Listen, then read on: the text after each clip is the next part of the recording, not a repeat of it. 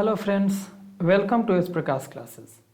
तो आज हम बात करने वाले हैं फिजिक्स, ये क्लास 10 के फिजिक्स के chapter number 2 magnetic effect of electric current के बारे में। ये हमारा इस लेक्चर का पार्ट 2 है। पार्ट 1 ऑलरेडी यूट्यूब पे अपलोड किया जा चुका है। इस वीडियो को देखने के पहले आप उस वीडियो को आप देख लेना, ताकि इस वीडियो को आप और अच्छे से समझ पाओ। तो अगर आप यहाँ तक पहुँच चुके हो तो हम ये एज्यूम करके चलते हैं कि आप उस वीडियो को आप लोग ऑलरेडी देख चुके होंगे। तो चलिए शुरू करते हैं। तो अभी हम बात करने वाले हैं इलेक्ट्रोमैग्नेटिज्म के बारे में, ठीक है। अब इलेक्ट्रोमैग्नेटिज्म क्या होता है, इससे समझने के पहले हम एक एक्सपेरिमेंट करते हैं। अब ये जो एक्सपेरिमेंट है ये सबसे पहले किया गया था ओस्टेड नाम के साइंटिस्ट के द्वारा सन 1820 में, है ना। 1820 में सबसे पहले ये एक्सपेरिमेंट किया गया था ओस्टेड नाम के साइंटिस्ट के द्वारा।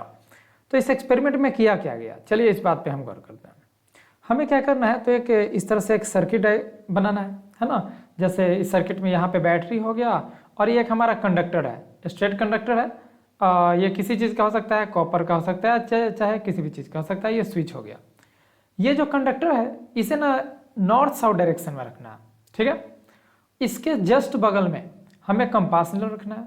हमें पता है कंपास निडल में एक फ्रीली सस्पेंडेड मैग्नेट होता है, और कोई भी फ्रीली सस्पेंडेड मैग्नेट हमेशा किस डायरेक्शन में रहता है, तो नॉर्थ साउथ डायरेक्शन में रहता है ना। इसका नॉर्थ पोल नॉर्थ डायरेक्शन में रहेगा और साउथ पोल कहाँ रहेगा, तो साउथ डायरेक्शन में रहेगा। बेसिकली एक फ्रीली सस्पेंडेड मैग्नेट इसी डायरेक्शन में रहता है, ठीक। इसीलिए ये जो कंपास निडल है ये भी नॉर्थ साउथ डायरेक्शन में रहेगा, ठीक है। और चूंकि ये जो कंडक्टर है ये भी हमारा नॉर्थ साउथ डायरेक्शन में है, तो जाहिर सी बात है ये दोनों के दोनों पैरेलल ही रहेंगे। कुछ इसी तरह से हमें प्लेस करके रखना है। हम क्या करेंगे अभी, अब स्विच ओपन है डेट व्हाट ओपन है, यानी कि स्विच ऑफ है। अब क्या करना है कि इस स्विच को हम जैसे ही हम ऑन करेंगे तो हम पाएंगे कि कंपास निडल जो पहले नॉर्थ साउथ डायरेक्शन में था अभी अपना डायरेक्शन चेंज कर दिया, और पहले के मुकाबले ये थोड़ा इस तरह से डिफ्लेक्ट हो गया, जैसा कि आप फिगर में देख रहे हो। जैसे फिर से स्विच ऑफ करेंगे तो फिर से नॉर्थ साउथ डायरेक्शन में आ जाएगा, और स्विच ऑन करते ही क्या होगा, ये इस तरह से डिफ्लेक्ट हो जाएगा, नॉर्थ साउथ डायरेक्शन में नहीं रहेगा। अब इसके इर्द गिर्द तो कोई दूसरा मैग्नेट है नहीं, और ना ही फेरस कोबाल्ट या फिर कोई निकेल है या कोई और भी अदर मैग्नेटिक सब्सटेंस है। तो इसका मतलब ये हुआ कि जब ये कंडक्टर इसके थ्रू जब इलेक्ट्रिक करंट पास नहीं हो रहा था तो इसके इर्द गिर्द कोई भी मैग्नेटिक फील्ड नहीं था। तो इस पे कोई ये जो हमारा मैग्नेट है कंपास निडल में छोटा सा मैग्नेट है, इसमें कोई भी डिफ्लेक्शन नहीं हुआ। लेकिन जैसे ही स्विच ऑन की और इसके थ्रू जब करंट कैरी होने लगा तो उस कंडीशन में हम देखते हैं कि इसमें डिफ्लेक्शन हो रहा है। इसका मतलब ये हुआ कि जैसे ही इलेक्ट्रिक करंट इससे फ्लो होगा तो एज अ मैग्नेट ट्रीट किया, और चूंकि मैग्नेट ट्रीट किया तो क्या हुआ, इसका मतलब कि इससे इर्द गिर्द मैग्नेटिक फील्ड प्रोड्यूस हो गया, है ना। यानी हम बोल सकते हैं कि एक करंट कैरिंग कंडक्टर है ना, एक करंट कैरिंग कंडक्टर अगर हमारे पास है तो उसके इर्द गिर्द मैग्नेटिक फील्ड रहते ही रहते हैं। डेट मीन्स व्हाट, कि यही हुआ कि a current flowing in a wire always gives rise to a magnetic field around it. किसी वायर के थ्रू अगर इलेक्ट्रिक करंट फ्लो हो रहा है तो जाहिर सी बात है इसके इर्द गिर्द मैग्नेटिक फील्ड का भी प्रोडक्शन होगा, यहाँ पे मैग्नेटिक फील्ड रहेगा ही रहेगा। अब जाहिर सी बात है मैग्नेटिक फील्ड जब रहेगा तो मैग्नेटिक फील्ड लाइन्स भी रहेंगे। तो इसके जो इर्द गिर्द मैग्नेटिक फील्ड लाइन्स हैं या मैग्नेटिक फील्ड है, ये किस फॉर्म में रहते हैं, तो यहाँ पे हम क्या करेंगे कि सपोज यहाँ पे हमारा इस तरह से अगर रहता, यहाँ पे ऐसे कार्डबोर्ड हम बिछा देते, जैसे कि पिछले वीडियो में हम बार मैग्नेट के लिए किए, और आयरन फिलिंग्स यहाँ पे अगर हम छिड़केंगे तो हम क्या पाएंगे, आयरन फिलिंग्स छिड़कने के बाद कि उनका जो पैटर्न रहेगा ये कुछ इस तरह से रहेगा, है ना। इसका जो पैटर्न है इस तरह से कंसेंट्रिक सर्कल के फॉर्म में रहेगा, ठीक है। तो इसके मैग्नेटिक फील्ड लाइंस, इसके जो मैग्नेटिक फील्ड्स हैं ये कैसे रहेंगे, तो कंसेंट्रिक सर्कल के फॉर्म में ये रहेंगे। अब हुआ कि भाई कंसेंट्रिक सर्कल होता क्या है, तो जाहिर सी बात है आपको शायद पता होना चाहिए कंसेंट्रिक सर्कल क्या है। तो अगर नहीं पता है तो ये आप ये देख लो, कंसेंट्रिक सर्कल का मतलब होगा कि टू और मोर सर्कल हैविंग कॉमन सेंटर, एक ही सेंटर से अलग अलग रेडियस पे अगर हम एक सर्कल ड्रॉ करते हैं, बहुत सारे सर्कल ड्रॉ करते हैं, तो ये सारे जो सर्कल हैं कैसे कहलाएंगे, कंसेंट्रिक सर्कल कहलाएंगे। तो कहने का मतलब ये है कि जब ये मैग्नेट जैसा बिहेव कर रहा है तो मैग्नेटिक फील्ड होगा इसके इर्द गिर्द, और चूंकि मैग्नेटिक फील्ड होगा तो मैग्नेटिक फील्ड लाइंस भी होंगे। तो ये जो हम ये रहा हमारा मैग्नेटिक फील्ड लाइंस। तो हम बताए थे कि एक करंट कैरिंग कंडक्टर के इर्द गिर्द मैग्नेटिक फील्ड लाइंस होंगे, और वो जो मैग्नेटिक फील्ड लाइंस होंगे वो किस फॉर्म में रहेंगे, तो कंसेंट्रिक सर्कल के फॉर्म में रहेंगे। इस तरह से कंसेंट्रिक सर्कल के फॉर्म में ये मैग्नेटिक फील्ड लाइंस हमारे रहेंगे। ठीक है, अब ये magnetic field lines concentric circle के फॉर्म में रहे, इसका मतलब क्या हुआ, है ना, इसका मीनिंग क्या हुआ, ये बोलने का इसका आखिर अर्थ क्या हुआ। तो चलिए इस बात पे हम गौर करते हैं। चलिए ध्यान देते हैं। आपको ध्यान में होगा कि जब हम बार मैग्नेट की बात कर रहे थे तो बार मैग्नेट में सपोज दैट ये रहा हमारा नॉर्थ पोल और ये होगा हमारा साउथ पोल। जब मैग्नेटिक फील्ड लाइंस को हम समझने की बात करते हैं तो हम क्या करते हैं कि यहाँ पे एक हाइपोथेटिकल हम नॉर्थ पोल लिए, ठीक है, हम क्या किए, एक हाइपोथेटिकल हम नॉर्थ पोल लिए। तो हम क्या देखें कि ये जो हाइपोथेटिकल हमारा नॉर्थ पोल है, इस नॉर्थ पोल के कारण रिपेल हुआ और इस साउथ के कारण अट्रैक्ट हुआ। तो होगा क्या कि इस पाथ को ऐसे फॉलो करते हुए नॉर्थ पोल से हटेगा और साउथ पोल पे आके रुक जाएगा, यानी कि साउथ पोल में समा जाएगा। ठीक है, इसका मतलब ये क्या हुआ, तो कि ये जो मैग्नेटिक फील्ड का जो डायरेक्शन है कहाँ से कहाँ हुआ, नॉर्थ पोल से साउथ पोल की ओर। और ये जो पाथ कवर किया गया है ना, ये जो पाथ कवर किया गया नॉर्थ पोल से साउथ पोल आने में इस हाइपोथेटिकल नॉर्थ पोल के द्वारा, यही पाथ कहलाता है magnetic field line. I think अब आपको क्लियर हो गया होगा। इसका मतलब क्या हुआ, इसका मतलब ये हुआ कि अगर यहाँ पे हम हाइपोथेटिकल नॉर्थ पोल रखें तो इसका मतलब ये हुआ कि ये इधर की मूव करेगा। यहाँ पे हाइपोथेटिकल नॉर्थ पोल रखें तो इधर मूव करेगा। सपोज दैट यहाँ पे हाइपोथेटिकल नॉर्थ पोल रखें तो इधर की ओर मूव करेगा। बेसिकली ये पाथ हमें दिखाता है कि किस तरह से हाइपोथेटिकल नॉर्थ पोल जब बार मैग्नेट के नॉर्थ पोल पे रखा जाता है तो किस पाथ के थ्रू ये कवर करते हुए साउथ पोल के पास आता है, यही होता है मैग्नेटिक फील्ड लाइंस। ठीक है, यानी कि मैग्नेटिक फील्ड लाइंस क्या दिखाता है, तो ये डायरेक्शन दिखाता है कि भाई हाइपोथेटिकल नॉर्थ पोल किधर की ओर मूव करेगा। इसका मतलब क्या हुआ, तो सपोज ये जो इसका मतलब ये हुआ कि सपोज दैट ये हम मैग्नेटिक फील्ड लाइंस लेते हैं, तो यहाँ पे अगर हम हाइपोथेटिकल नॉर्थ पोल लेंगे तो ये इधर की ओर मूव करेगा। यहाँ पे हाइपोथेटिकल नॉर्थ पोल लेंगे तो इधर की ओर मूव करेगा।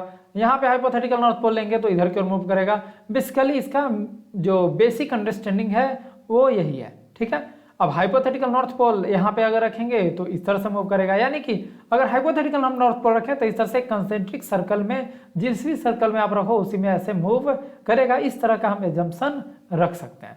चूंकि हाइपोथेटिकल नॉर्थ पोल तो रहता नहीं है तो यहाँ पे हम कंपास निडल के सहायता से इसे हम ड्रॉ किए थे, ठीक उसी तरह से यहाँ भी हम कंपास निडल के सहायता से ड्रॉ करेंगे। एक और बात, जैसे हम करंट को रिवर्स करते हैं, है ना, इस एक्सपेरिमेंट में जैसे हम क्या करेंगे, करंट को रिवर्स करेंगे तो ये जो डिफ्लेक्शन का जो डायरेक्शन है ये चेंज हो जाएगा। ठीक है, अभी जो डायरेक्शन जो डिफ्लेक्शन इधर की ओर हो रहा था, जैसे ही करंट हम रिवर्स करेंगे, दैट मीन्स ये पॉजिटिव है इसे निगेटिव करेंगे, ये निगेटिव है इसे हम पॉजिटिव करेंगे, तो उस कंडीशन में हम क्या देखेंगे, जो डिफ्लेक्शन इधर की ओर हो रहा था उसके बदले इधर की ओर होगा। ठीक है, चलिए अब ध्यान देते हैं, तो यहाँ पे भी वही हाल होगा। अब जैसे कि हम इसमें देख रहे थे बार मैग्नेट में, जैसे ही मैग्नेटिक फील्ड लाइंस का हम जिक्र किए तो उसके साथ साथ हमें पता होना चाहिए कि मैग्नेटिक फील्ड लाइंस का जो डायरेक्शन होता है बार मैग्नेट में नॉर्थ पोल से साउथ पोल की ओर होता है। ठीक उसी तरह से जब यहाँ पे डायरेक्शन है तो जाहिर सी बात है यहाँ पे करंट कैरिंग कंडक्टर के जो कंसेंट्रिक सर्कल के फॉर्म में जो हमारे मैग्नेटिक फील्ड लाइंस है, इनके केस में भी कुछ ना कुछ डायरेक्शन रहा होगा। तो इस केस में डायरेक्शन दो तरह का हो सकता है। किस तरह का होगा, तो या तो चूंकि ये सर्कल के फॉर्म में है ना, तो या तो इसके जो डायरेक्शन रहेंगे वो क्लॉकवाइज रहेंगे, क्लॉकवाइज यानी घड़ी की दिशा में डायरेक्शन होगा, है ना, या फिर काउंटर क्लॉकवाइज या एंटी क्लॉकवाइज रहेगा, जो घड़ी के उल्टे डायरेक्शन में हम इस तरह से एज्यूम कर सकते हैं। घड़ी के उल्टे डायरेक्शन में रहा तो काउंटर क्लॉकवाइज और घड़ी के दिशा में रहा तो क्लॉकवाइज। चलिए अब ध्यान देते हैं। अब हम यहाँ पे क्या पाएंगे कि ये जो कंसेंट्रिक सर्कल है ये किस डायरेक्शन में है, तो देखिए हम आपके बुक में रिप्रेजेंट किया जा चुका है कि ये हमारे किस डायरेक्शन में है। तो आप एज्यूम करके देखो घड़ी के दिशा में है या फिर घड़ी के उल्टा दिशा में है। तो जाहिर सी बात है उल्टा दिशा में। कैसे, देखिए अब घड़ी का हम देखेंगे तो ये रहेगा क्या, यहाँ पे कुछ 12 रहा होता है, यहाँ पे 3 रहेगा, यहाँ पे नीचे की ओर 6 बजता है और यहाँ पे 9 बजता है। ठीक है, तो क्या हुआ, 12 से 3, 3 से 6, इस तरह से तो डायरेक्शन में मूव कर नहीं रहा है, ये उल्टा डायरेक्शन में मूव कर रहा है। चूंकि ये उल्टा डायरेक्शन में मूव कर रहा है तो हम बोलेंगे कि एक इसका जो डायरेक्शन है मैग्नेटिक फील्ड का डायरेक्शन है, इस केस में, इस पार्टिकुलर केस में वो हमारा है काउंटर क्लॉकवाइज। तो हमें जब पता करना रहेगा कि भाई ये किस डायरेक्शन में है, क्लॉकवाइज डायरेक्शन में है या काउंटर क्लॉकवाइज डायरेक्शन में है, तो इस बात को पता करने के लिए मैक्सवेल साहब ने एक रूल दिया था जिसका नाम है Maxwell's right hand thumb rule. ठीक है, अब इसमें किया क्या जा सकता है, क्या किया जाता है, तो अपने दायां हाथ को लो, ठीक है ना। सपोज ये हमारा एक कंडक्टर है, ये कंडक्टर का डायरेक्शन है, इस कंडक्टर में जो इलेक्ट्रिक करंट का डायरेक्शन है वो है ऊपर की ओर। तो आपको ये एज्यूम करके चलना है कि इस कंडक्टर को आप हाथ से पकड़ रहे हो, इस कंडक्टर को आप क्या कर रहे हो, हाथ से पकड़ रहे हो, और ये जो थंब है इस थंब का डायरेक्शन रखना है किधर की ओर, तो इस थंब का डायरेक्शन रखना है इलेक्ट्रिक करंट की ओर। तो देखिए ये इलेक्ट्रिक करंट ऊपर की ओर है, तो थंब भी कहाँ है, ऊपर की ओर है। तो बाकी के जो 4 उंगलियां जो मुड़ रही है, जिस डायरेक्शन में मुड़ रही है, यही डायरेक्शन कहलाएगा मैग्नेटिक फील्ड लाइंस का डायरेक्शन। आप इस तरह से एज्यूम करके देखो इस फिगर में, है ना, थंब कहाँ रहेगा, ऊपर की ओर रहेगा।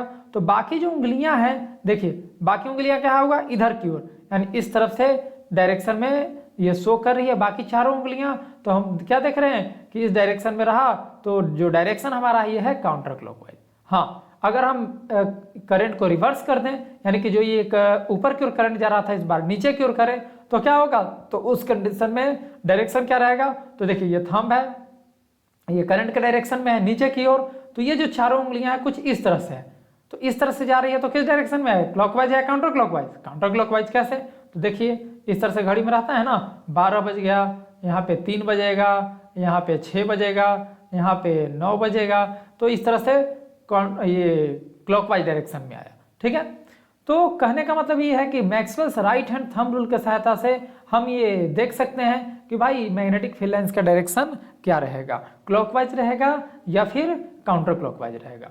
चलिए अब आगे हम बढ़ते हैं। ठीक है, अब हम बात करते हैं एक और तरीका है ना। अगर बाय द वे आपको मैग्नेटिक फील्ड लाइंस के डायरेक्शन के बारे में जानना है तो आपको एक और तरीका है जानने का, वो क्या है, तो एक ये स्क्रू को आप एज्यूम करके इसके सहायता से भी आप जान सकते हो। करना क्या है, तो स्क्रू का ये जो टिप होता है, इस टिप को एज्यूम करो किसकी तरफ, करंट के डायरेक्शन की तरफ, करंट के डायरेक्शन की तरफ आप इस टिप को आप एज्यूम करो। उसके बाद आप क्या करना है, तो इस स्क्रू को कसना है, खोलना नहीं है, क्या करना है, हमें कसना है ना, लगाना है, निकालना नहीं है, लगाना है, कसना है।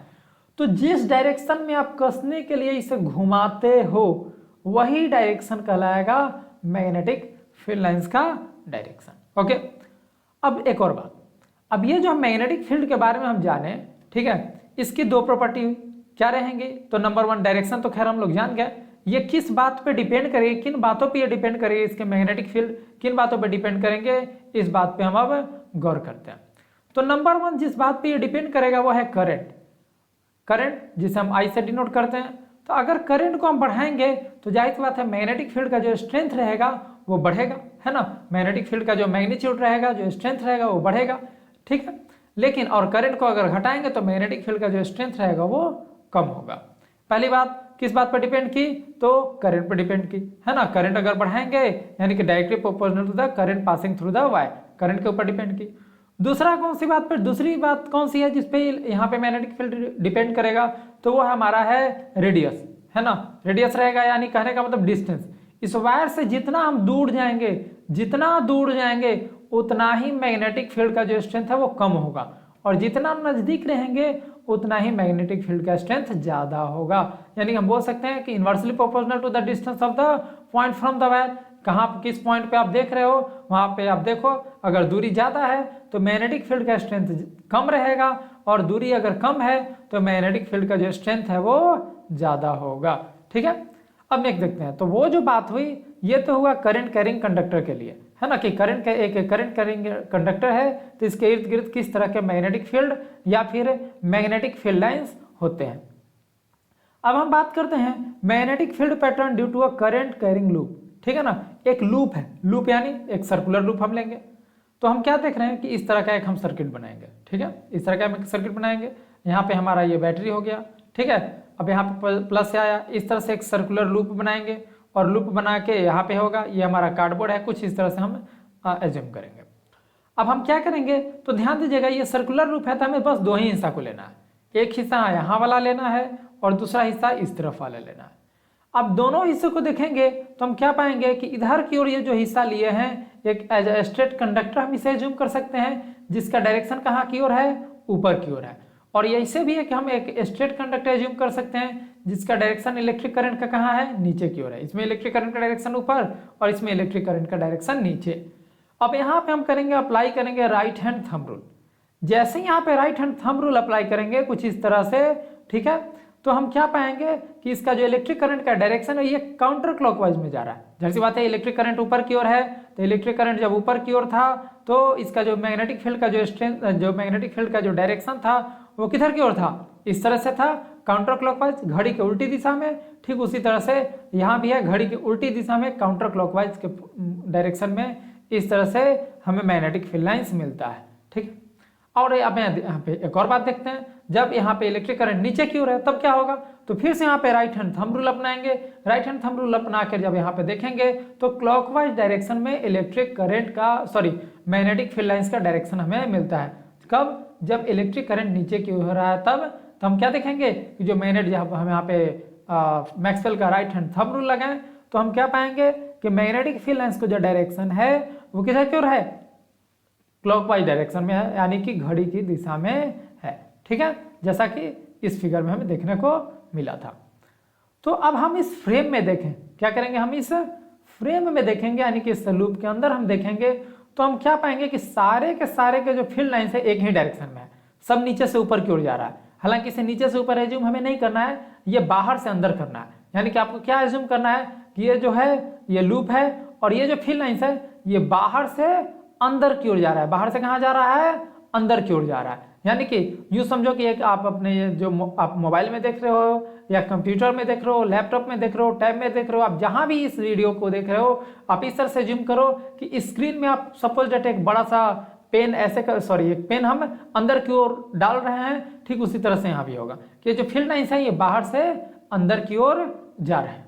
ठीक है, अब चलिए, अब इसमें एक बात हमें गौर करना है कि चूंकि बाहर से अंदर की ओर जा रहा है, यानी कि ये जो मैग्नेटिक फील्ड लाइंस हैं ये सारे बाहर से अंदर की ओर जा रहे हैं, तो हम इस तरह से अज्यूम कर सकते हैं कि उस तरफ से, ध्यान दीजिएगा, ये जो है हमारा सर्कुलर लूप है, एक तो ये फेस हुआ जिसे हम देख रहे हैं, और इसके पीछे अगर किसी का आंख रहा होगा तो ये भी तो इसके पीछे वाले फेस को देखेगा, है ना। ये क्या करेगा, इसके पीछे वाले फेस को देखेगा। यहाँ पे अगर किसी की आंखें हुई तो ये क्या करेगा, पीछे वाले, तो ये क्या देखेगा, या हम भी क्या देख रहे हैं कि पीछे से, ध्यान दीजिएगा, ये बाहर से अंदर जा रहा है, तो हम देखेंगे कि पीछे से बाहर की ओर, है ना, पीछे से मैग्नेटिक फील्ड लाइंस का शुरुआत हुआ, ऐसे आया और फिर यहाँ से अंदर की ओर समा गया और इस तरह से चलते चला जा रहा है। यानी हम देख रहे हैं कि मैग्नेटिक फील्ड लाइंस है उस फेस से निकल रहा है और इस फेस में समा जा रहा है, मैग्नेटिक फील्ड लाइंस उस फेस से निकल रहा है और इस फेस में समा जा रहा है। इसका मतलब क्या हुआ कि जाहिर सी बात है उस तरफ का जो फेस है, यानी कि पीछे अगर कोई इस लूप के पीछे अगर कोई खड़ा व्यक्ति या जो आंख है उसे जो उस तरफ वाला फेस दिखाई दे रहा है, जाहिर सी बात है वो कौन सा पोल रहा होगा, तो वो हमारा नॉर्थ पोल रहा होगा। और इधर वाला जो फेस जो हमें दिखाई दे रहा है ना, वो हमारा जरूर साउथ पोल रहा होगा। तभी तो मैग्नेटिक फील्ड लाइंस हम क्या जानते हैं कि नॉर्थ पोल से इमर्ज आउट होता है और साउथ पोल में समा जाता है। तो यानी कि ओवरऑल उस तरफ वाला जो फेस है वो as a north pole treat करेगा और इधर तरफ वाला जो पोल है वो साउथ पोल ट्रीट करेगा। हाँ, डायरेक्शन को अगर हम उल्टा कर देंगे, रिवर्स कर देंगे तो पोलरिटी भी चेंज हो जाएगी, उस तरफ वाली नॉर्थ पोल हो जाएगी और इस तरफ वाला क्या हो जाएगा, साउथ पोल हो जाएगा। चलिए अब गौर करते हैं, अगर ये आप पोलरिटी को किस तरह से ये नॉर्थ पोल हुआ, किस तरह से साउथ पोल हुआ, इसको आप समझ गए होंगे। ठीक है, तो ये तो हुआ बेसिक अंडरस्टैंडिंग। एक रट्टा मारने वाला अंडरस्टैंडिंग है जो आपकी बुक में भी मिल सकता है, वो हमारा ये है क्लॉक फेस रूल।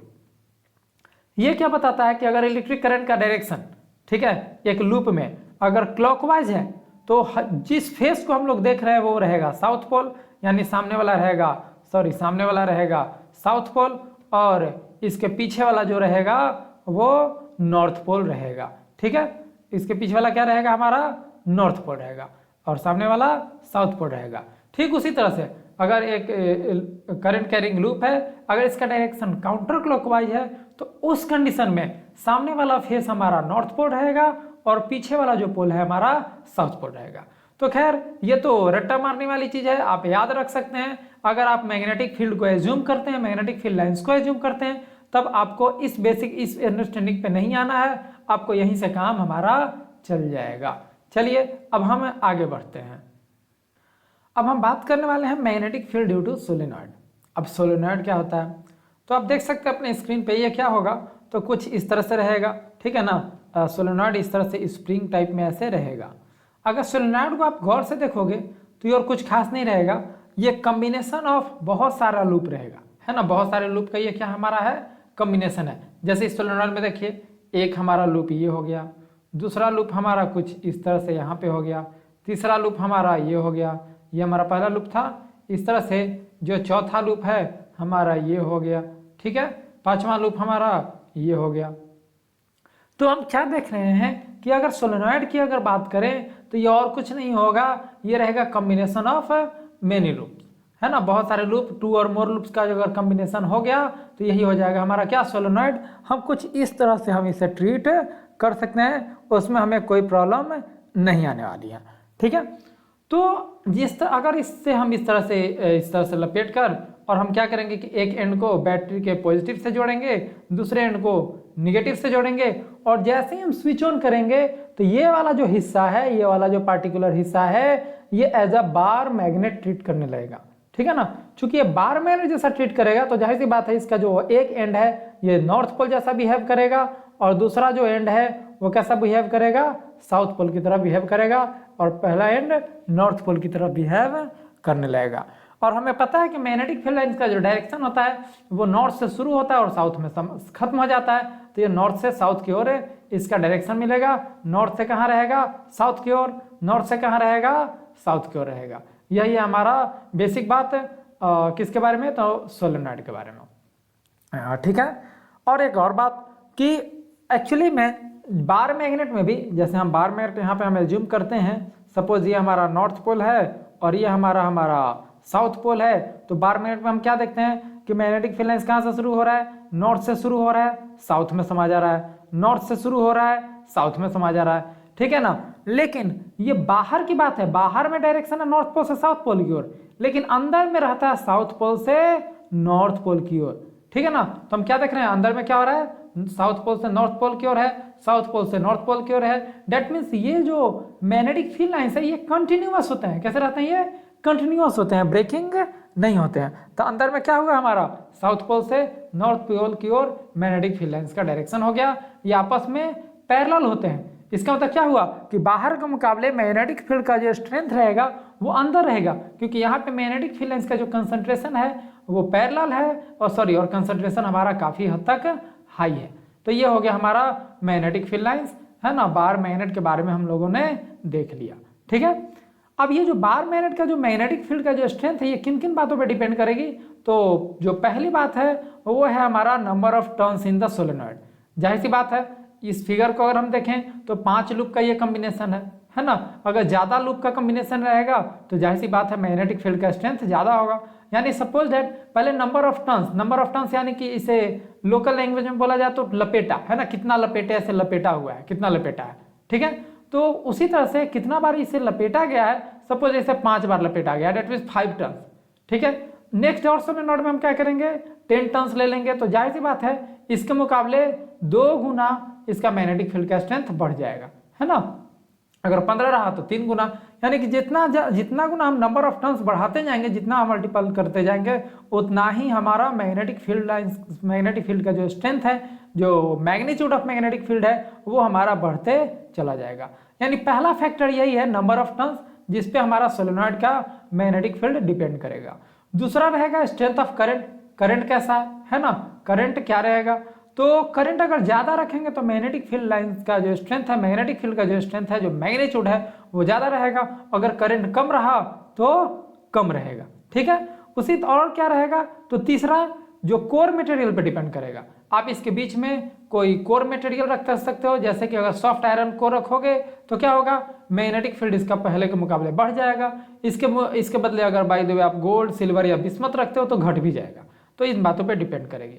तो ये रहा हमारे 3 फैक्टर। उसी तरह से ये चूंकि कॉम्बिनेशन ऑफ लूप था, लूप में भी कुछ फैक्टर्स हैं वो जिसके पे ये डिपेंड करेंगे इसके मैग्नेटिक फील्ड का स्ट्रेंथ।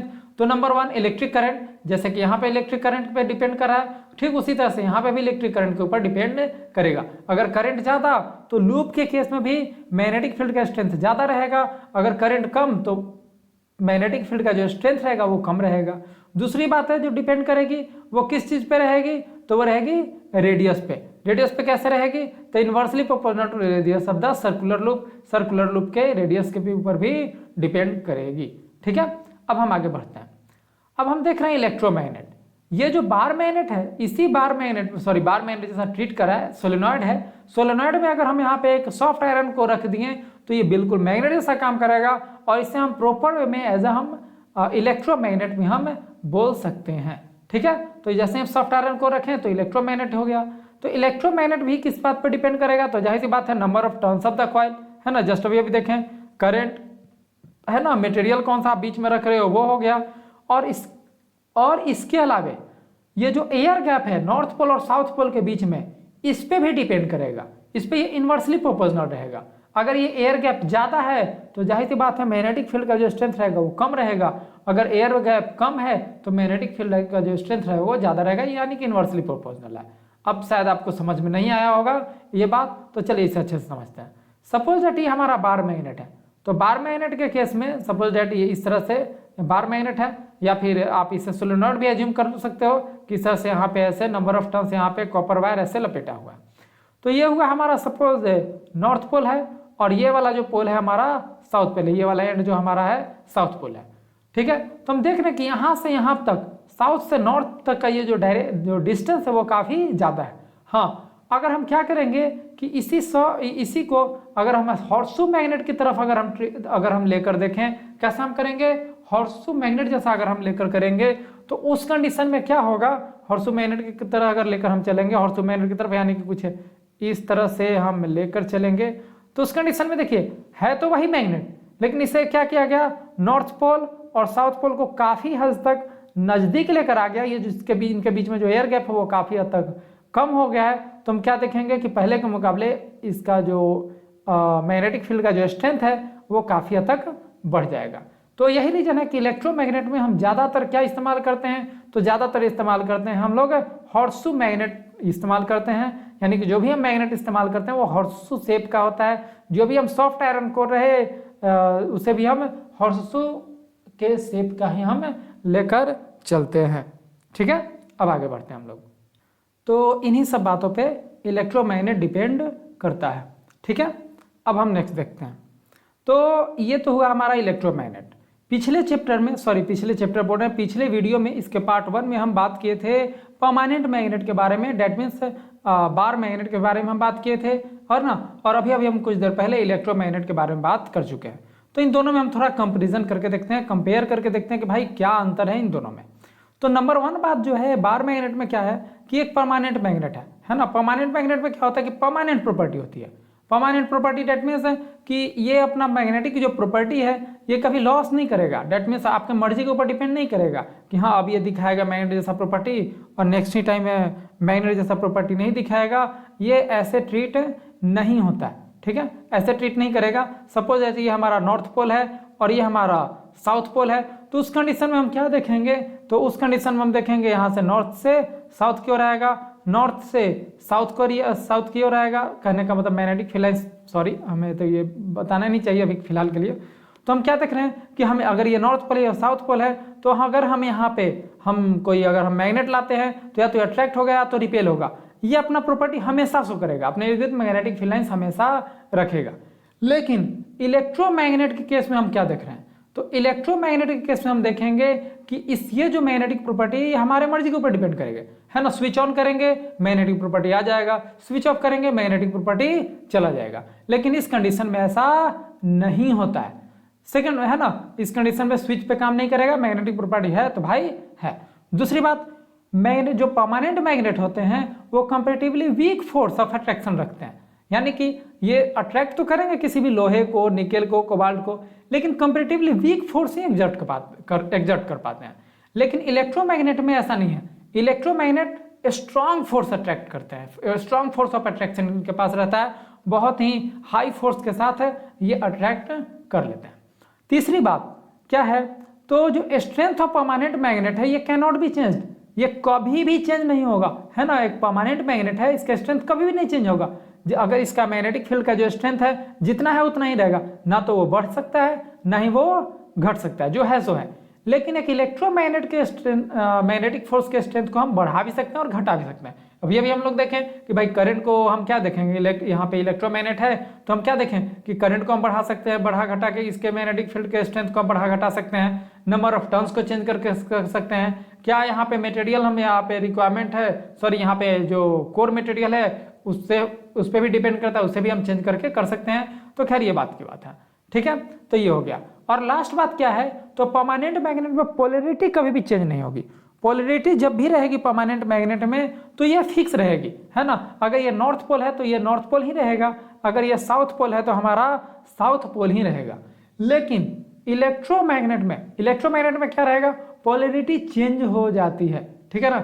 इलेक्ट्रोमैग्नेट में क्या रहेगी, पोलैरिटी चेंज हो जाएगी, यानी कि ये नॉर्थ है ये साउथ है। जैसे ही हम करंट को रिवर्स करेंगे तो ये वाला साउथ जो है वो नॉर्थ बन जाएगा और ये जो नॉर्थ है वो साउथ बन जाएगा।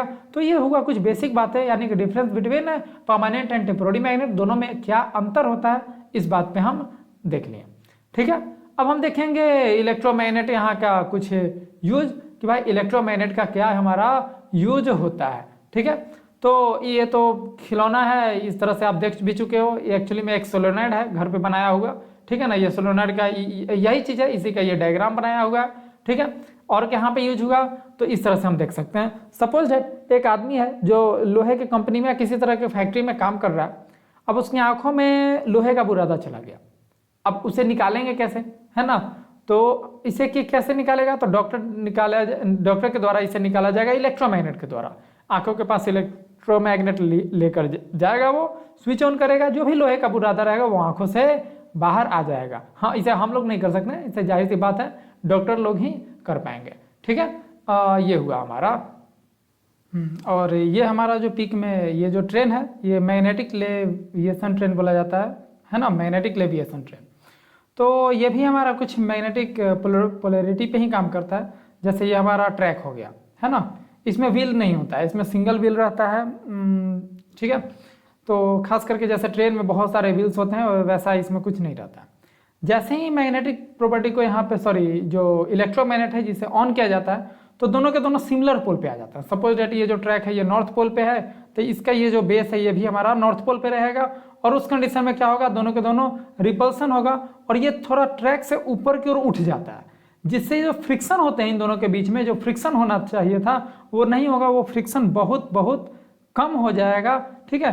तो इसका मतलब ओवरऑल इस पे जो एयर रेसिस्टेंस लगा सो लगा, और थोड़ा बहुत नीचे से फ्रिक्शन लगेगा जो एक दो व्हील्स इसमें रहते हैं उनके द्वारा लगेगा, जिसके कारण दो फायदे हैं। नंबर वन, एनर्जी कंजम्पशन बहुत कम होगा, बहुत ही कम इलेक्ट्रिसिटी लेगा, और दूसरा इसका स्पीड भी काफ़ी हाई रहेगा, बहुत ही स्मूथ भी ये चलेगा, ज़्यादा इसमें वाइब्रेशन भी नहीं होगा। तो ये हो गया मैग्नेटिक लेविएशन ट्रेन का ये फायदा हो गया है। अब हम बात कर रहे हैं force on current carrying conductor in a magnetic field, ठीक है। अब होता क्या है इस बारे में बात करते हैं। सपोज दैट इसमें क्या बोला जाता है, तो सपोज दैट ये हमारा हो गया, सपोज इस तरफ कोई नॉर्थ पोल है ना, इस तरफ हमारा साउथ पोल है ना, यहाँ पे हमारा साउथ पोल हो गया, ये हमारा हुआ नॉर्थ पोल और ये हमारा हुआ साउथ पोल। अगर इसके बीच में कोई कंडक्टर है और इस कंडक्टर के थ्रू अगर इलेक्ट्रिक करंट फ्लो हो रहा है तो दो चीज़ें होंगी, ठीक है ना। इसमें जैसे इलेक्ट्रिक करंट फ्लो होगी तो इसमें एक फोर्स इंड्यूस्ड होगा। अब ये फोर्स इंड्यूस्ड होगा, या तो ये अंदर की तरफ जाएगा या तो ये बाहर की तरफ जाएगा। लेकिन इतना ध्यान में रखना है कि अगर मैग्नेटिक फील्ड है, अगर मैग्नेटिक फील्ड में कोई इलेक्ट्रिक करंट पास करता हुआ कोई कंडक्टर है तो इस पर फोर्स अप्लाई होगा, है ना।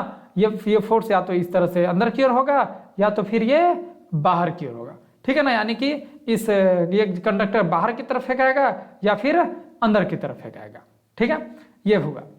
और एक और बात है, इसमें तीन चीजें आप गौर करिएगा। नंबर वन, मैग्नेटिक फील्ड का डायरेक्शन। मैग्नेटिक फील्ड का डायरेक्शन कहाँ से कहाँ होता है, नॉर्थ से साउथ की ओर होता है ना। इलेक्ट्रिक करंट का डायरेक्शन और फोर्स का डायरेक्शन, ये जो तीनों है एक तीसरे पे परपेंडिकुलर होते हैं, है ना। एक तीसरे पे क्या रहेंगे, परपेंडिकुलर रहेंगे।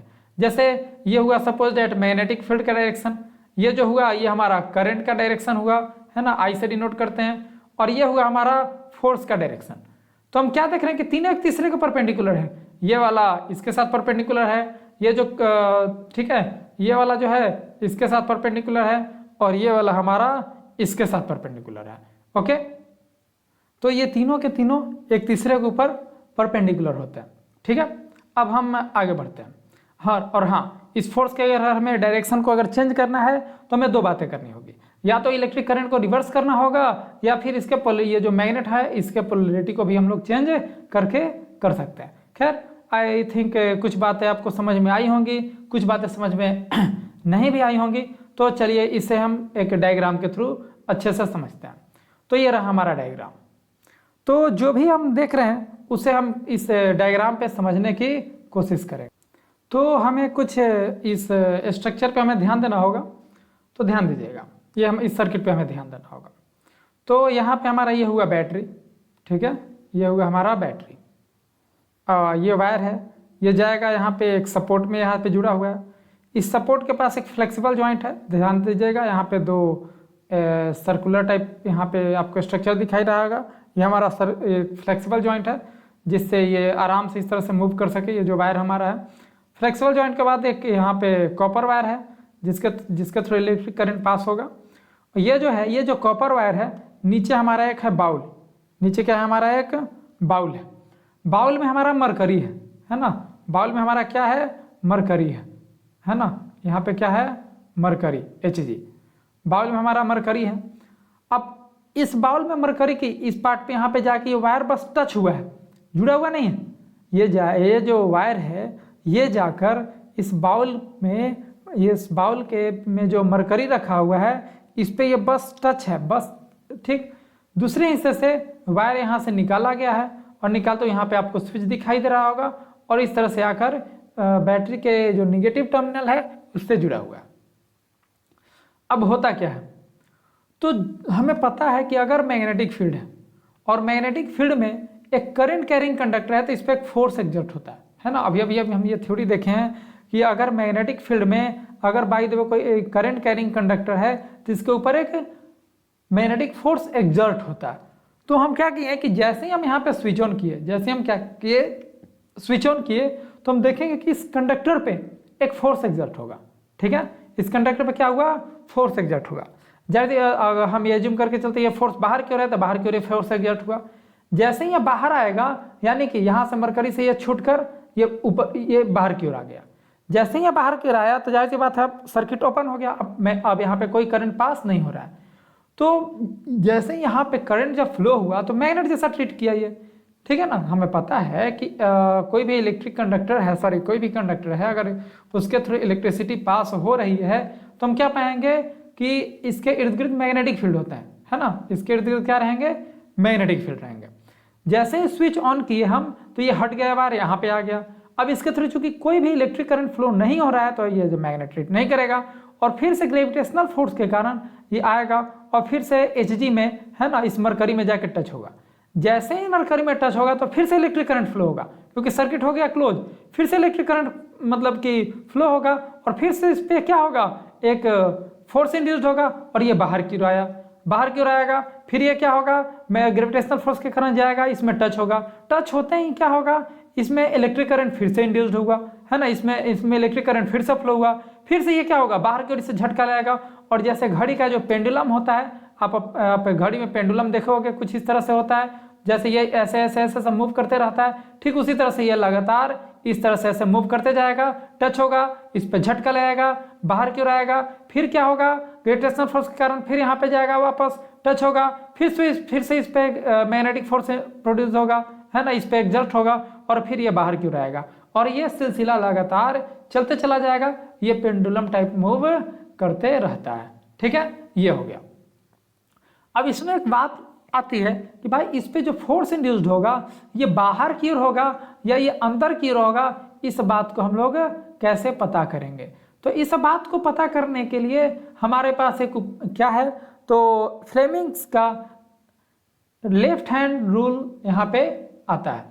तो फ्लेमिंग्स के लेफ्ट हैंड रूल के सहायता से हम ये निकाल सकते हैं कि ये इसका फोर्स का जो डायरेक्शन है वो हम निकाल सकते हैं, ये बाहर की ओर होगा या फिर अंदर की ओर होगा।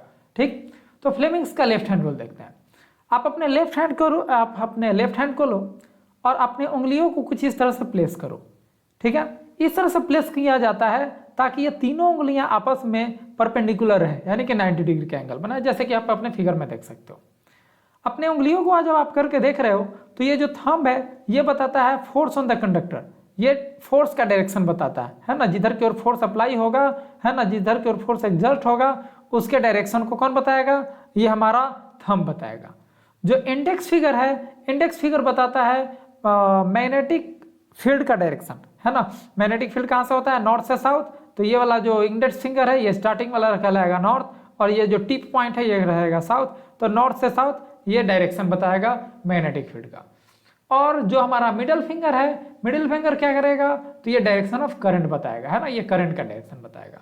तो आप देख रहे हो, देखना ये तीनों आपस में परपेंडिकुलर है, ठीक उसी तरह से जैसा कि पीछे बताया गया था।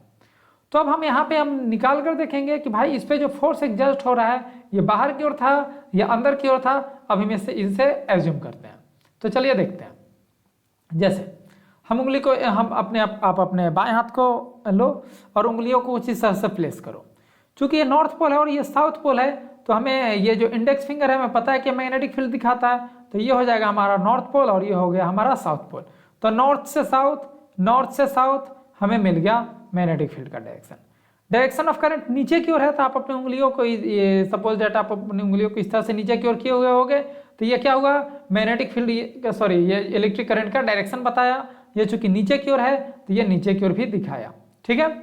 तो फोर्स हम क्या देखेंगे, तो जब आप हाथ को अगर करके देखोगे तो ये जो फोर्स है, जो अंगूठा है ना, ये स्क्रीन के बाहर की तरफ के डायरेक्शन को दिखाएगा। यानी कि क्या हुआ, इस पर जो फोर्स एग्जर्ट होगा ये कहाँ की ओर है, ये अंदर की ओर नहीं है, ये हमारा बाहर की ओर है, ठीक है ना। इस पर जो फोर्स एग्जर्ट हुआ है ये बाहर की ओर है, ठीक है। चलिए, हाँ, अगर बाय द वे हम करंट को ही रिवर्स करना है, तो करंट को जैसे ही रिवर्स करेंगे तो ये जो फोर्स जो बाहर की ओर एग्जर्ट हो रहा है ये कहाँ की ओर होगा, यही फोर्स हमारा किधर की ओर होगा, अंदर की ओर होगा। यानी कि जो वायर है ये अंदर की ओर होगा। तो उस कंडीशन में ये अंदर से आता, टच होता, फिर अंदर की ओर झटका लगता और इस तरह से लगातार चलते चला जाता। यानी कि फोर्स के डायरेक्शन को अगर हमें चेंज करना है तो हम क्या करेंगे, उसके लिए नंबर 1 उपाय यही है कि हम करंट के डायरेक्शन को हम क्या कर देंगे, चेंज कर देंगे।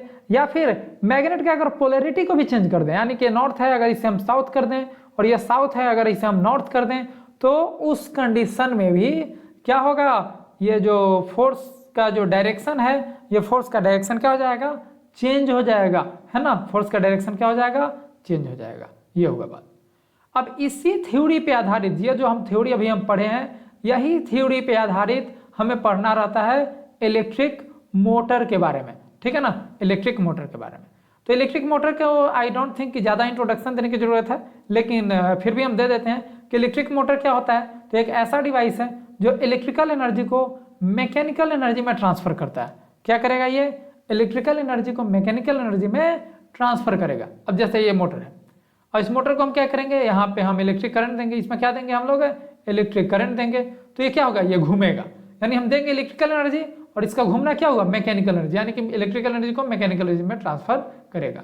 तो कुछ एग्जांपल है, जैसे ये मोटर आप लोग एवरीडे लाइफ में बचपन में भी देखे होंगे, बहुत सारे घुमाए भी होंगे, ठीक है। ये हमारा मिक्सचर या ग्राइंडर जो भी बोलो, इसमें भी हमारा इलेक्ट्रिक मोटर होता है। वॉशिंग मशीन में भी इलेक्ट्रिक मोटर होता है। ये मोटर तो आप सभी लोग परिचित होंगे, कहीं ना कहीं देखे होंगे, या तो इंडस्ट्री में देखे होंगे, छोटे मोटे मिल में देखे होंगे, है ना, या हो सकता है घर में भी एज ए पंप के रूप में, पंप में ये लगा हुआ होगा, है ना, पानी निकालने के लिए, उसमें भी आप देखे होंगे। ये हमारा ओला का स्कूटी है, बहुत ही अच्छा खासा स्कूटी है, इसका रेंज भी काफ़ी हाई है। तो इसमें भी इलेक्ट्रिक मोटर का यूज हुआ है। आजकल स्कूटी इलेक्ट्रिक बाइक का भी बहुत ज़्यादा आ रहा है। फ्यूचर ही हमारा इलेक्ट्रिक बाइक और इलेक्ट्रिक कार का है। ये हमारा MG है, MG का ये कार है ना, मोरस गैराज का, ये भी ये इलेक्ट्रिक कार है। तो यहाँ पे भी कहीं ना कहीं इलेक्ट्रिक मोटर ही यूज हुआ है, ठीक है। चलिए अब हम बात करते हैं इलेक्ट्रिक मोटर के बारे में। हाँ, तो ध्यान देना है, ये हुआ हमारा इलेक्ट्रिक मोटर का ये डायग्राम है, ठीक है। ये हमारा हुआ क्या, इलेक्ट्रिक मोटर का ये हमारा क्या हुआ, डायग्राम हो गया, ठीक है। अब इस बारे में हम बात करते हैं। तो इलेक्ट्रिक मोटर के डायग्राम में हमारा ये होगा, ध्यान दीजिएगा, ये हमारा हुआ मैग्नेट। एक्चुअली में ये हॉर्सू मैग्नेट है। तो ये पीछे वाला पोर्शन दिखाना थोड़ा सा मुश्किल है, इसलिए बुक रहे या जहाँ भी रहे आपको कुछ इस तरह का स्ट्रक्चर रहेगा। ये पीछे वाला ये जो भाग है कुछ इस तरह से रहता है हॉर्सो मैग्नेट में। ये जो भाग है ये आपको दिखाई नहीं देगा, ठीक है, ये कभी भी आपको दिखाई नहीं देगा। तो ऐसे ही हम लोग ट्रीट करेंगे फिलहाल के लिए इसे। और हम क्या देखेंगे, ये जो हमारा ये इस तरह से कॉइल होता है, ये वाला जो हमारा हिस्सा है ये हमारा क्या है, कॉइल है, कॉइल है। ये बीच में हमारा एक शाफ्ट होता है जिसपे ये डिपेंड रहता है, जिसपे ये जिसके सहारे ये हमारा कॉइल है। तो कॉइल में हम क्या देखेंगे, ये हमारा एक कम्यूटेटर, ठीक है, ये हमारा क्या है, कम्यूटेटर। यहाँ भी ये कम्यूटेटर है जो कि हाफ रिंग है, दोनों के दोनों हमारे क्या हैं, हाफ रिंग है, फुल रिंग नहीं है। ये जब भी रहते हैं तो कैसे रहेंगे, हाफ रिंग ही रहते हैं। इस कम्यूटेटर से ये वायर आया और यहाँ पे इस तरह से आया, ये इस तरह से चारों तरफ घूम के आया और सेकंड वाले कम्यूटेटर में चला आया। सेकंड वाले कम्यूटेटर, दोनों कम्यूटेटर पे सपोज दैट ये इस कम्यूटेटर का नाम है ए, जैसा कि लिखा हुआ है यहाँ पे, है ना। और ये जो कम्यूटेटर है सेकंड वाला ये हमारा है वाई। और ये जो है कम्यूटेटर जो है ये जुड़ा हुआ रहता है, इससे जो अटैच्ड होता है वो रहता है हमारा कार्बन ब्रश, ठीक है ना। इस पे क्या रहता है, हमारा कार्बन ब्रश रहता है, ठीक है। तो हम क्या देख रहे हैं कि यहाँ पे एक हमारा यहाँ पे एक हमारा ये कार्बन ब्रश हो गया और सेकंड कार्बन ब्रश यहाँ है। ध्यान दीजिएगा जुड़ा हुआ नहीं रहता, ये बस टच होता है, क्या रहता है, कार्बन ब्रश कम्यूटेटर के साथ बस टच रहता है। तो पी वाला ये ए के साथ टच है और क्यू वाला ये हमारा वाई के साथ टच है, ठीक है। और ये जो इसके साथ जो वायर है ये अटैच्ड है इस बैटरी के साथ। चलिए अब ध्यान देते हैं, हम क्या पाएंगे, तो हम क्या देख रहे हैं कि जैसे हम स्विच ऑन किए, ध्यान दीजिएगा ये हमारा स्विच है, बीच में हमारा पॉइंट यहाँ पे दिया हुआ है यानी कि स्विच ऑन है। जैसे हम स्विच ऑन करेंगे तो पॉजिटिव से निगेटिव की ओर इलेक्ट्रिक करंट फ्लो होगा। तो पॉजिटिव से इलेक्ट्रिक करंट आया, कार्बन ब्रश के सहायता से यहाँ पे आया, यहाँ पे ये टच है, इस कम्यूटेटर में इलेक्ट्रिक करंट आया, इस कम्यूटेटर में इलेक्ट्रिक करंट आया। तो ध्यान दीजिएगा इसे एज अ कंडक्टर ट्रीट करो, है ना, कंडक्टर है भी, इलेक्ट्रिक करंट फ्लो हो रहा है तो ये कंडक्टर है। और ये कंडक्टर कैसा है, तो करंट कैरिंग कंडक्टर है। और चूंकि करंट कैरिंग कंडक्टर है, कहाँ पे है, मैग्नेटिक फील्ड में है। तो हमें पता है कि मैग्नेटिक फील्ड में जब एक करंट कैरिंग कंडक्टर होता है तो इस करंट कैरिंग कंडक्टर पे एक फोर्स इंड्यूस्ड होगा। अब यहाँ पे जो फोर्स इंड्यूस्ड होगा ये फोर्स किधर की ओर होगा, या तो नीचे की ओर होगा या तो ये ऊपर की ओर होगा, ठीक है ना। तो अगर आपको पता नहीं चल रहा है कि भाई नीचे की ओर होगा या ऊपर की ओर होगा, तो आप जिस हम फ्लेमिंग्स का लेफ्ट हैंड रूल बताए हैं उसे आप यहाँ पे एज्यूम करो। आपको क्या करना है, तो इंडेक्स फिंगर को नॉर्थ से साउथ की ओर रखो, थंब को कहाँ रखना है, तो थंब नहीं, और इलेक्ट्रिक करंट को यानी कि मिडिल फिंगर को ऊपर की ओर करो। तो आप देखोगे कि जो थंब हमारा आ रहा है ये हमारा नीचे की ओर शो करेगा, यानी कि इस वाले पोर्शन पे नीचे की ओर फोर्स हुआ, है ना। इस वाले पोर्शन पे क्या हुआ, ये जो कंडक्टर इस पे फोर्स अप्लाई हुआ, किधर की ओर हुआ, नीचे की ओर हुआ। सेकंड वाला जो भाग ये है, इस पे हम देखेंगे कि इसके थ्रू भी इलेक्ट्रिक करंट फ्लो हो रहा है। जब इसके थ्रू इलेक्ट्रिक करंट फ्लो हो रहा है तो उस कंडीशन में हम क्या देखेंगे, इलेक्ट्रिक करंट जब हमारा फ्लो हो रहा है तो उस कंडीशन में हम लोग क्या देखेंगे कि इस पे भी फोर्स अप्लाई होगा। तो इस पे जो फोर्स अप्लाई होगा, अगर फ्लेमिंग का लेफ्ट हैंड रूल यहाँ पे भी अगर हम अप्लाई करें तो हम देखेंगे कि फोर्स का जो डायरेक्शन है ये ऊपर की ओर आ रहा है। यानी ओवरऑल हम देखेंगे कि ये काउंटर क्लॉकवाइज डायरेक्शन में इस तरह से ऐसे मूव करते चला जाएगा लगातार, ठीक है।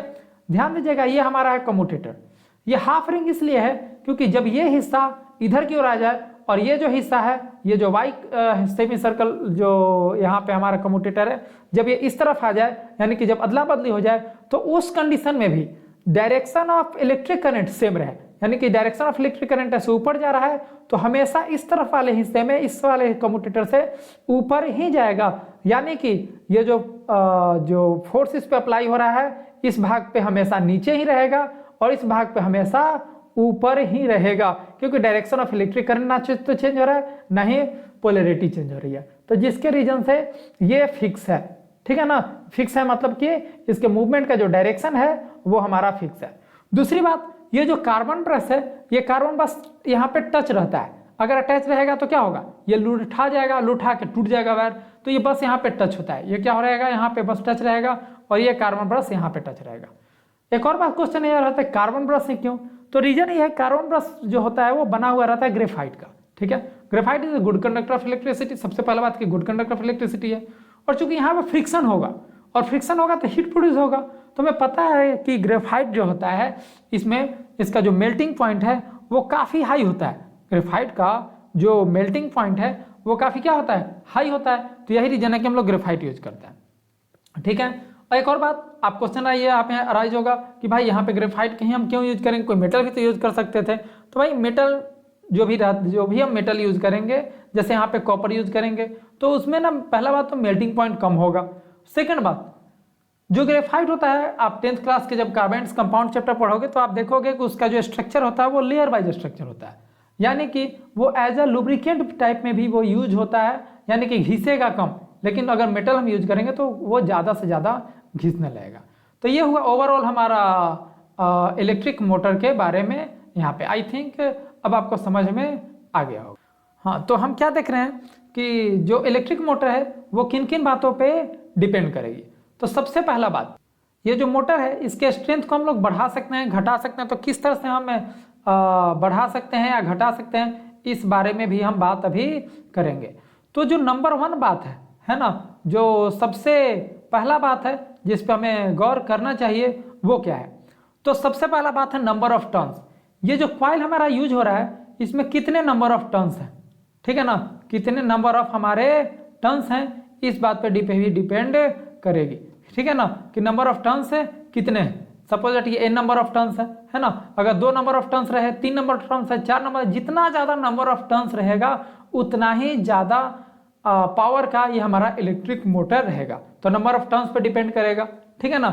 इस मैग्नेटिक फील्ड पे भी डिपेंड करेगा, है ना, कि आप मैग्नेटिक फील्ड में, मतलब कि मैग्नेटिक फील्ड में ये मैग्नेट किस तरह का आप ले रहे हो, इस बात पे भी डिपेंड करेगा, ठीक है। आई थिंक ये सब आपको क्लियर हो रहा होगा। एक हमारा यहाँ पे एक और डायग्राम है, ठीक है ना, जो थोड़ा 3D टाइप है और अच्छे से समझ में आएगा। ये नॉर्थ पोल है या साउथ पोल है, ध्यान रखिएगा। ये हॉर्सू मैग्नेट ही है, ठीक है ना, ये हॉर्सू मैग्नेट ही है, बस इसके पोल को दिखाया गया है, बाकी चीज़ों को दिखाया नहीं गया है, ठीक है। तो हम क्या देख रहे हैं, ये रहा बीच में हमारा क्या रहा, कॉइल रहा, ये हमारा कम्यूटेटर है, ये कार्बन ब्रश है, यहाँ पे बस अटैच्ड है, ठीक है ना, ये हमारा क्या है, कार्बन ब्रश है, ठीक है। और ये जो यहाँ पे रेजिस्टेंस यूज किया गया है, रेजिस्टेंस यहाँ पे ना होकर क्या रहेगा, यहाँ पे बैटरी रहेगा, तभी तो इलेक्ट्रिक करंट होगा। सपोज दैट ये पॉजिटिव है, तो पॉजिटिव है तो क्या रहेगा, ये ऊपर की ओर जाएगा, ऐसे इस तरह से करंट रहेगा, इस तरह से जाएगा, ठीक है। तो ध्यान देना है। तो कमर्शियल मोटर में सबसे पहले बात, कमर्शियल मोटर में जो कॉइल है, ठीक है, कॉइल किस चीज़ पे, ऐसे तो हवा में तो कॉइल ऐसे लटकेगा नहीं, तो कहाँ पे रहेगा, तो सॉफ्ट आयरन कोर पे यहाँ पे रहेगा। सॉफ्ट आयरन कोर का यहाँ पे यूज किया जाता है ज़्यादा पावरफुल बनाने में, ठीक है। और क्या रहेगा, नंबर ऑफ टर्न्स पे डिपेंड करेगा, ये हम लोग ऑलरेडी बात कर चुके हैं। और एक और बात, यहाँ पे जो हम परमानेंट मैग्नेट यूज किए हैं, अगर हमें कमर्शियल लेवल पे अगर हमें यहाँ पे इलेक्ट्रिक मोटर बनाना है तो इस परमानेंट मैग्नेट के बदले में हम लोग इलेक्ट्रोमैग्नेट का यूज करते हैं, ताकि और भी ज़्यादा हाई स्ट्रेंथ का हमें इलेक्ट्रिक मोटर मिले, ठीक है। ये रही बात हमारे इलेक्ट्रिक मोटर के बारे में। तो ये लेक्चर बहुत ज़्यादा बड़ा हो जाएगा, तो अभी के लिए हम यहीं पे रुकते हैं। ये हमारा पार्ट 2 है। आई थिंक पार्ट 1 आप लोगों ने देख लिया होगा, ये हमारा पार्ट 2 है। नेक्स्ट लेक्चर में हम बात करेंगे इलेक्ट्रोमैग्नेटिक इंडक्शन के बारे में बात करेंगे, है ना। इलेक्ट्रोमैग्नेटिक इंडक्शन के साथ साथ हम लोग AC जनरेटर, DC जनरेटर, बाकी सब चीज़ों के बारे में हम लोग बात करेंगे, ठीक है। आप एक्स्ट्रा क्यूरी के लिए हमें इस नंबर पे आप मैसेज या कॉल कर सकते हो, व्हाट्सएप या टेलीग्राम नंबर पे। टेलीग्राम दोनों यहाँ से हमारा लिंकअप है। टेलीग्राम चैनल हमारा है एस प्रकाश क्लासेस। अगर आप चाहते हो कि ये जो लेक्चर है इसकी आपको PDF में नोट्स मिल जाए तो आप जाना है सिंपली वे में, टेलीग्राम पे आप सर्च करो एस प्रकाश क्लासेस, आपको वहाँ पे सारे चीज़ों का PDF मिल जाएगा। आप नोट डाउन वहाँ से कर सकते हो, नोट्स वहाँ से आप बना सकते हो, ठीक है। आपको ये वीडियो कैसा लगा, या फिर कोई और भी दूसरे टॉपिक पे अगर आपको वीडियो चाहिए तो आप कमेंट बॉक्स में जाओ, आप सिंपली वे में वहाँ पे टाइप करो आपको कौन सा वीडियो चाहिए, किस टॉपिक पे चाहिए। हम और हमारी टीम बिल्कुल तैयार है, आपको तुरंत ही उस टॉपिक पे, आपको उस पार्टिकुलर टॉपिक पे आपको वीडियो मिल जाएगी। Thank you so much. Be safe and secure in this pandemic.